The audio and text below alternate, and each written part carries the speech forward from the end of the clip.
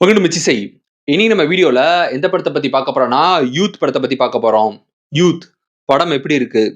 இந்த படம் பார்த்தீங்கன்னா, ஒரு கம்ப்ளீட்டாவே ஒரு நல்ல என்டர்டெயின்மென்ட்டான மூவின்னு சொல்லி நம்ம இந்த படத்த சொல்லலாம். ஒரு காமெடி, ஃபன், லவ், எமோஷனல்னு சொல்லி எல்லாம் கலந்த ஒரு ஒரு நல்ல ஒரு என்டர்டெயின்மென்ட்டான ஒரு படம் பார்க்கணும்னு நெனைக்கிறவங்களுக்கு, இந்த படம் ஒரு மஸ்ட் வாட்சபிள் மூவியா இந்த படம் இருக்குது. ஸோ இந்த படத்தோட கதை என்ன பார்க்கறதுக்கு முன்னாடி, பொதுவா பார்த்தீங்கன்னா, காதல பொறுத்தவரைக்கும் எல்லா காலகட்டத்துக்குமே எல்லாருக்குமே காதல் வரும். ஒரு பருவ வயசு வந்ததுக்கப்புறம் பார்த்தீங்கன்னா, ஸ்கூல் படிக்கும்போது லவ் வரும், காலேஜ் படிக்கும்போது லவ் வரும், வேலை செய்ற இடத்துல லவ் வரும். ஸோ காதல் பொறுத்தவரைக்கும், ஒரு பொண்ணு போச்சுன்னா, இன்னொரு பொண்ணு வரும். இன்னொரு பொண்ணு போச்சுன்னா, வேற பொண்ணு வரும். அதே மாதிரி ஒரு பையன் போச்சுன்னா, இன்னொரு பையன் வருவான். இன்னொரு பையன் போனா, வேற பையன் வருவான். அவ்வளோதான் காதல். இந்த காலகட்டத்துல காதல் இவ்வளோதான்.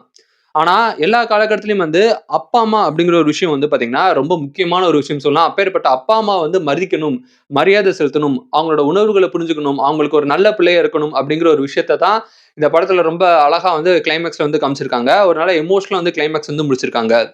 ஸோ திருக்குறள்ல பார்த்தீங்கன்னா, ஒரு அழகான ஒரு திருக்குறள் இருக்கு. அது என்னன்னா, "ஈன்ற பொழுதின் பெரிதினும் தன் மகனை சான்றோர் என்ன கேட்ட தாய்" அப்படின்னு ஒரு ஒரு திருக்குறள் இருக்குது.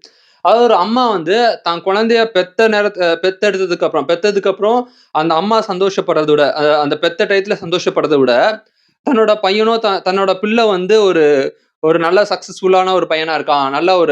நல்ல பையனா இருக்கான். நல்லா படிக்கிற பையனா இருக்கான் அப்படின்னு மத்தவங்க தன்னோட பிள்ளைய எப்ப பாராட்டுறது ஒரு தாயோ, தகப்பனோ அவங்க காதுல கேட்கறாங்களோ, அப்பதான் பார்த்தீங்கன்னா, அவனுக்கு ரொம்ப சந்தோஷம் இருக்குமாம். ஸோ ஒரு குழந்தைய பெத்தத விட ரொம்ப அதிகமான சந்தோஷம் இருக்குமாம்.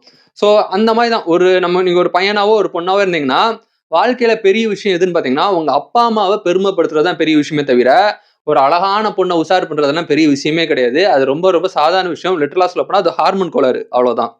ஸோ ஒரு அழகான பொண்ணு நீங்க ஒரு பையனா இருந்தீங்கன்னா, ஒரு அழகான பொண்ண உஷார் பண்ணணும் அப்படின்னு பார்த்தீங்கன்னா, இந்த காலகட்டத்தில எல்லாருமே நினைக்கிறாங்க. ஈவன் அங்க ஸ்கூல் டேஸ்ல இருந்தாலும் சரி, காலேஜ் டேஸ்ல இருந்தாலும் சரி, வேலை செய்ற இடத்துல இருந்தாலும் சரி, ஒரு அழகான பொண்ண உஷார் பண்றது அப்படிங்கிறது பார்த்தீங்கன்னா, ஏதோ ஆஸ்கார் அவார்ட் வாங்குற மாரி மனுஷங்க பார்க்குறாங்க. ஆக்சுவலா அது பெரிய விஷயமே கிடையாது. அது ரொம்ப ரொம்ப சாதாரணமான ஒரு விஷயம். காதல்ங்கிறது பார்த்தீங்கன்னா, லிட்டரலா ஒரு ஹார்மோன் கோளாறு சம்பந்தப்பட்ட ஒரு விஷயம் தான்.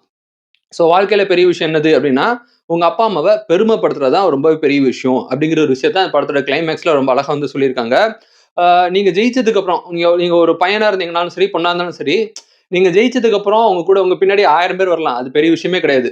ஆனா உங்க ஃபெயிலியரான ஸ்டேஜ்ல, உங்க நெகட்டிவான ஸ்டேஜ்ல, உங்க தோல்வியில உங்களுக்கு சப்போர்ட் பண்றதுக்கு இருக்கக்கூடிய ஒரு முக்கியமான ஜீவன் யாருன்னு பார்த்தீங்கன்னா, உங்க அப்பா, அம்மா மட்டும் தான்.